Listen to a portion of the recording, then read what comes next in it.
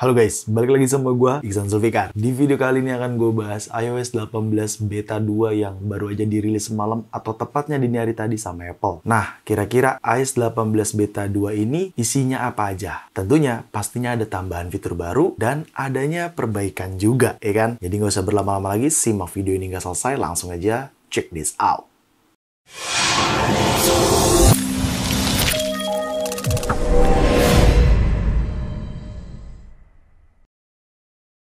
Ya, semalam atau tepatnya dini hari tadi, Apple resmi merilis iOS 18 Beta 2. Di mana tidak hanya iOS 18 Beta 2 aja yang dirilis sama Apple. Ya, iPadOS 18 Beta 2, watchOS 11 Beta 2, macOS 15 Beta 2, tvOS 18 Beta 2, dan visionOS 2 Beta 2. Ya, berikut tadi adalah jajaran operating system Apple yang dirilis secara developer beta. Gue disclaimer dulu di sini, ini masih versi beta, belum versi official. Kira-kira kalau masih ada yang nanya, "Bang, gue belum kebagian iOS 18, ya karena memang tahap ini masih tahap uji coba dan saat ini sudah di beta 2 seperti itu. Oke, yang pertama build number yang ada pada iOS 18 beta 2. Kalau kita pergi ke setting, general, about, dan di bagian iOS versionnya. Nah, ini adalah build number yang dihadirkan untuk iOS 18 beta 2. Tentunya untuk modem firmware-nya di 2.13.00. Oke, ini adalah modem firmware di iOS 18 Beta 2. Lalu untuk size update di iOS 18 Beta 2 ada di 1,45 GB. Dan ini tergantung iPhone masing-masing ya. Karena di sini gue menggunakan iPhone 15 Pro, jadi size update-nya di 1,45 GB. Oke, ya kita langsung aja ke fitur pertama yaitu App Store icon yang sudah mendukung dark. Jadi kalau kalian perhatikan di sini, icon App Store sudah jadi dark mode ya. Kalau misalkan gue rubah customize seperti ini, terus gue pindahin ke light, dia jadi biru, dan kalau gue dark, dia jadi ikut dark. Karena sebelumnya, aplikasi App Store ini belum kebagian desain dark mode gitu. Dan desain dark mode ini tidak hanya pada aplikasi di home screen-nya aja, tetapi kalau kalian perhatikan di bagian setting, desain aplikasi dark mode-nya juga ikut berubah ketika kalian menggunakan atau mengaktifkan fitur dark mode. Contohnya seperti ini, gue aktifkan fitur dark mode. Lu bisa perhatiin App Store berubah. Jadi kalau lu ke apps, ini banyak banget aplikasi bawaan Apple yang sudah di-redesign menjadi dark mode juga. Jadi cukup detail Apple, lu bisa perhatiin sendiri, mail aja juga jadi dark mode, seperti itu.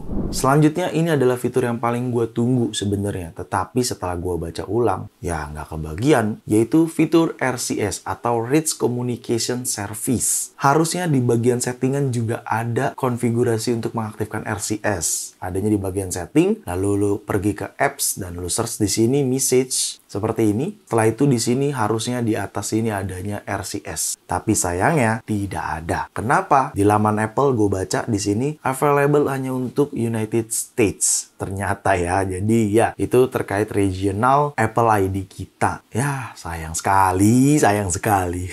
Padahal gue pengen banget cobain RCS pada iOS 18. Ternyata bukan masalah device, tetapi masalah regional Apple ID. Kita belum bisa mencoba RCS seperti itu. Yang dimana fungsinya kita bisa mengirim gambar visual ataupun audio ke pengguna Android tanpa merubah pesannya menjadi MMS gitu. Oke, kita ke fitur selanjutnya yaitu iPhone Mirroring. Akhirnya available dan sudah bisa dicoba. Tapi catatannya, MacBook kalian atau Mac Mini kalian yang sudah mendukung macOS Sequoia itu baru bisa kalian coba. Sayang ya, Mac Mini yang gue gunakan belum gue install macOS Sequoia karena banyak banget pertimbangannya cuy. Tapi gue kasih tahu aja kira-kira seperti pada gambar di sini, di mana iPhone Mirroring bekerjanya seperti itu ya. Jadi lu bisa meremote atau mengakses iPhone lo tanpa lu menyentuh iPhone lo. Jadi cukup di MacBook lo aja atau di Mac Mini lo atau di Mac Studio lo atau di iMac lo, bebas deh. Selama Mac komputer lo itu mendukung macOS Sequoia, lo bisa banget menggunakan fitur iPhone Mirroring yang dimana pada saat nanti versi officialnya cukup pastikan iPhone lo di iOS 18 dan macOS-nya di macOS 15. Tetapi, nah fitur iPhone Mirroring ini ternyata ada juga di bagian setting. Kalau kita pergi ke setting, lalu kita pergi di sini ke General, lalu kita pergi ke AirPlay and Continuity, di sini adanya iPhone Mirroring Configuration. I don't know, ini gue bisa remote ke Apple Watch atau Apple Watch gue bisa remote ke iPhone, tapi dari tadi gue coba nggak bisa. Cuman dengan hadirnya ini, pastinya ketika lu ada MacBook atau Mac Mini, Mac Studio, dan lain sebagainya yang sudah menggunakan macOS Sequoia harusnya akan ada muncul di sini. Ini kenapa Apple Watch gue ada? Ya karena Apple Watch gue sudah watchOS 11. Seperti itu. Dan kemungkinan bisa aja nih ke depannya iPhone ke iPhone bisa saling mirroring nih di sini. Gitu. Bahkan iPad juga bisa kan pastinya. Nggak tahu. Tapi ya kita lihat aja nanti ke depannya. Cuman sepertinya iPhone mirroring masih diperuntukkan untuk dari MacBook, Mac Mini,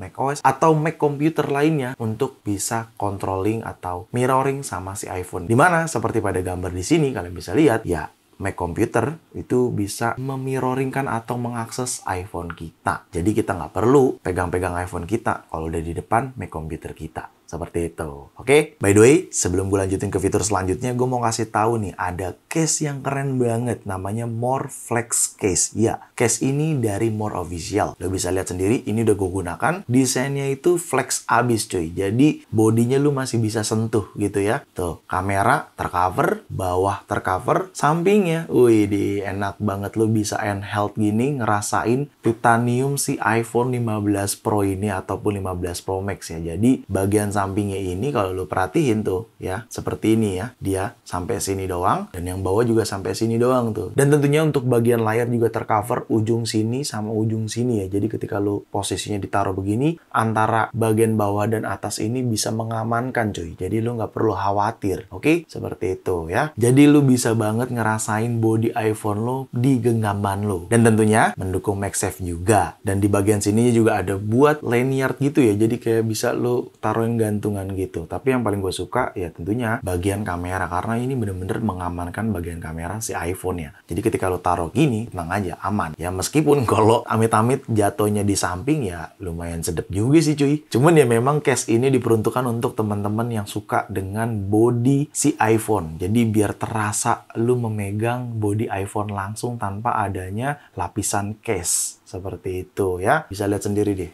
Kualitasnya keren banget kan. Dan kalau lu perhatiin di sini untuk bagian warna bodinya ini nih bener-bener melekat banget sama warna body bezel titanium iPhone 15 Pro cuy. Dan ini dengan warna smoke yang gua gunakan ini terkesan match banget sama body titanium yang ada pada iPhone 15 Pro. Tuh lu bisa perhatikan sendiri deh. Asik banget ya warnanya gitu. Tapi kalau untuk warna menurut gua sesuaikan aja selera masing-masing sih. Dan Case More ini ada varian warnanya cuy. Yang sama gue ini varian warna smoke. Dan ada juga varian warna white-nya. Nah, untuk yang 15 Pro, sepertinya stok warna pink dan blue-nya sudah habis. Mungkin nanti kalau sudah ada, kalian bisa order ya. Tapi yang sama gue ini, ya karena gue menggunakan 15 Pro, jadi stoknya cuma ada warna white dan smoke. Tapi kalau untuk 15 Pro Max-nya, varian warnanya cukup lengkap. Adanya warna white, smoke, pink, dan blue. Bisa kalian sesuaikan kesukaan kalian. Harganya juga murah banget cuy. Cuman 249.000 aja. Kalau lu mau beli juga biar samaan kayak gua gini, biar berasa lu pegang iPhone-nya atau berasa banget lu megang body iPhone-nya, silahkan langsung klik link description di bawah ini. Oke? Yaudah yuk kita lanjutin videonya. Oke, kita ke fitur selanjutnya yaitu Quick Notes yang sudah hadir di lock screen untuk kontrol. Jadi ketika kalian ada di lock screen seperti ini, kalau kalian perhatikan di bagian bawah, ini adanya Quick Notes ya. Gampang aja cuy. Lu tinggal tap dan tahan di lock screen, customize, pilih lock screen. Nah, di sini lu delete, tinggal tambahin, cari ke aplikasi Notes. Nah, di sini adanya kontrol Quick Notes. Dan ini gue rasa akan sangat ngebantu banget buat teman-teman yang memang memerlukan catatan lebih cepat. Jadi lu tinggal tap dan tahan, ya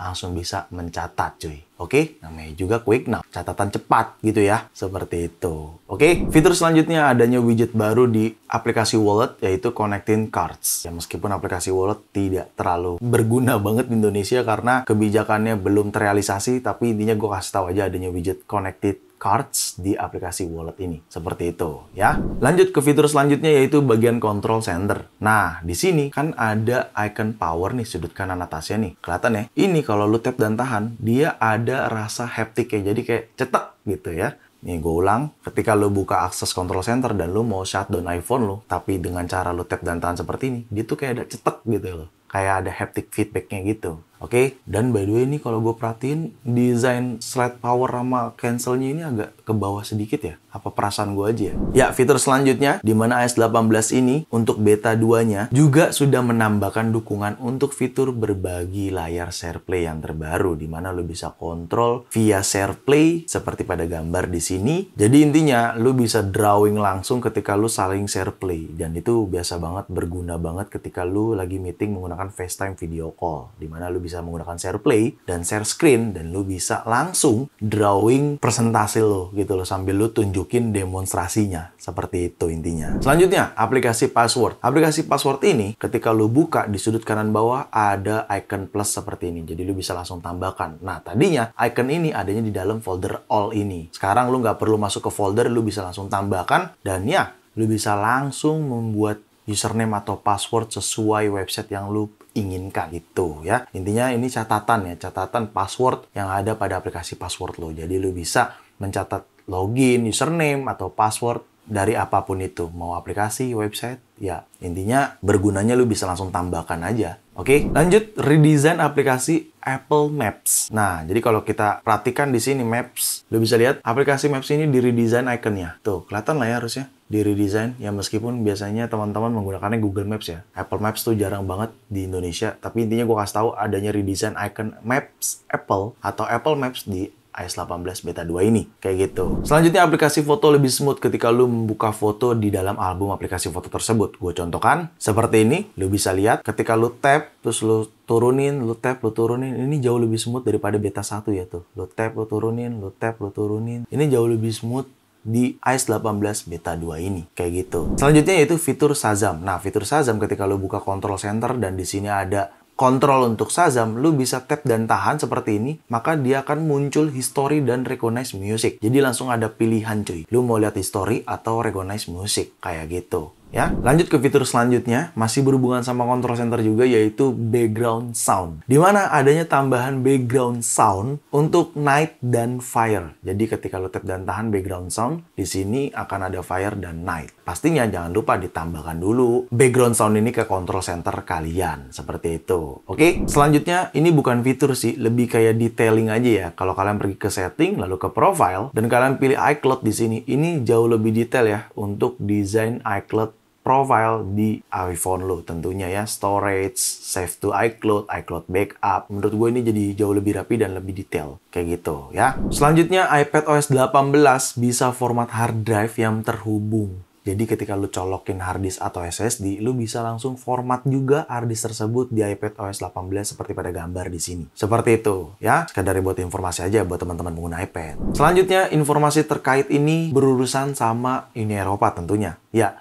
site loading akhirnya mendukung atau tersedia untuk iPadOS 18 beta 2 seperti pada laman developer Apple di sini. Di bagian newsnya Apple memberitakan di situ bahwasannya sudah bisa dicoba di 27 negara Eropa ya. Jadi buat teman-teman yang mungkin menonton video ini Apple ID-nya menggunakan regional Eropa, bisa dicoba di iPad-nya. Oke, selanjutnya kita ke aplikasi Apple Music. Di aplikasi Music ini, ketika lu memfavoritkan sebuah band kayak gini, di bagian kanan menunya, ketika lu tap, dia adanya undo favorit. Ditambahin ini aja sih. Lalu fitur selanjutnya adanya splash screen. Splash screen tuh kayak informasi fitur di aplikasi tersebut. Contohnya aplikasi Translate. Nah, adanya splash screen seperti ini nih. Kayak gitu. Oke, lanjut gue mau informasin juga storage yang ada pada iPhone 15 Pro gue. Ketika kita pergi ke setting, general, lalu di sini kita pergi ke iPhone storage. Nah, normal aja, loadingnya juga cepet. Untuk sistem datanya juga aman di 9,44 GB dan iOS-nya di 12,57 GB. Kelihatan ya? Ini informasi aja buat teman-teman untuk storage iOS 18 beta 2 di iPhone 15 Pro gue. Oke, selanjutnya untuk release notes yang ada pada iOS 18 beta 2 ini cukup banyak banget. Overview, accessibility, resolve issue, perbaikannya cukup banyak. Jadi intinya tambahan fitur ya, adanya perbaikan juga. Karena di dokumentasi atau release notes yang ada pada iOS 18 beta 2 ini cukup banyak banget cuy. Tuh, banyak banget yang diperbaikin sama Apple. Ya dokumentasi ini sebagai catatan ya, apa aja sih yang diperbaikin, apa aja yang dibenerin, kayak gitu intinya. Ya, ini cukup banyak banget dokumentasinya cuy. Oke, lanjut kita bicara performance pada iOS 18 beta 2 ini, khususnya di iPhone 15 Pro gua. Overall di beta 1 sebenarnya nggak terlalu menjadi problem sih buat gua pribadi. Tetapi ya jujur aja performance di beta 2 ini jauh lebih baik ketimbang beta 1. Tapi ya tetap perlu di force tester terlebih dahulu ketika habis update. Wajar, namanya juga masih beta juga. Dan gue juga nggak berharap lebih sih untuk beta version ini performance-nya baik-baik aja. Enggak, karena memang selalu ada trouble, selalu ada ketidakstabilan. Menurut gue sih seperti itu. Dan ngomong-ngomong soal performance nih, nggak afdol juga kalau kita nggak benchmark sekalian. Di sini akan gue coba benchmark menggunakan Geekbench 6. Lo bisa lihat sendiri, iPhone 15 Pro AES 18.0, di mana beta 2 tentunya. CPU-nya atau prosesor di Apple A17 Pro 3,78 GHz dan memorinya 3,51 GB. Langsung aja CPU benchmark dan run CPU benchmarknya. Ya, sedang proses, kita tunggu aja dulu ya. Oke, ini udah selesai benchmarknya. Untuk single score-nya di 2852 dan multicore-nya di 7054. Tapi menurut gue ini hanya sekedar angka aja lah ya. Yang penting performance saat kita menggunakan AES 18 beta 2 ini baik-baik aja untuk performance. Cuman gue ingetin lagi, namanya juga versi beta coy.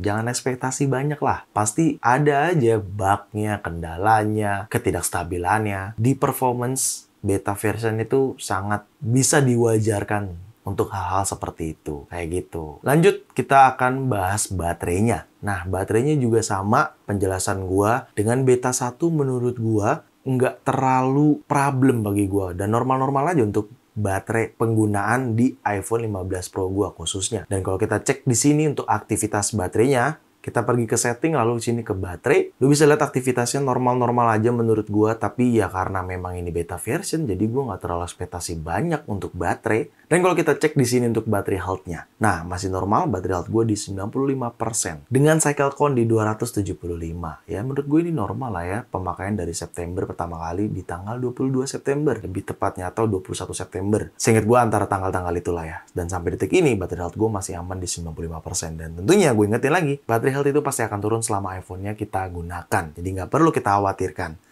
Ya, cuman lagi-lagi untuk baterai di beta version sama seperti halnya performance. Nggak bisa lu harapin banyak cuy. Pasti ya ada kendalanya dan mau nggak mau harus dimaklumin. Itu kenapa pada saat AES 18 dirilis, di video sebelumnya gue udah sering bilang, resiko ditanggung sendiri.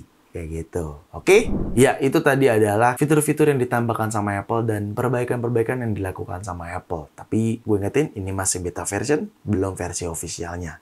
Ya, dan ya mungkin segitu aja video kali ini. Semoga sangat bermanfaat buat teman-teman semua. Jangan lupa untuk like video ini, share video ini ke sosial media kalian, ke grup WhatsApp, ke grup TikTok, ke grup apapun deh. Kalian share aja sebanyak-banyaknya dan pastikan kalian mendukung channel ini dengan cara mensubscribe channel ini. So, see you next video. Bye-bye.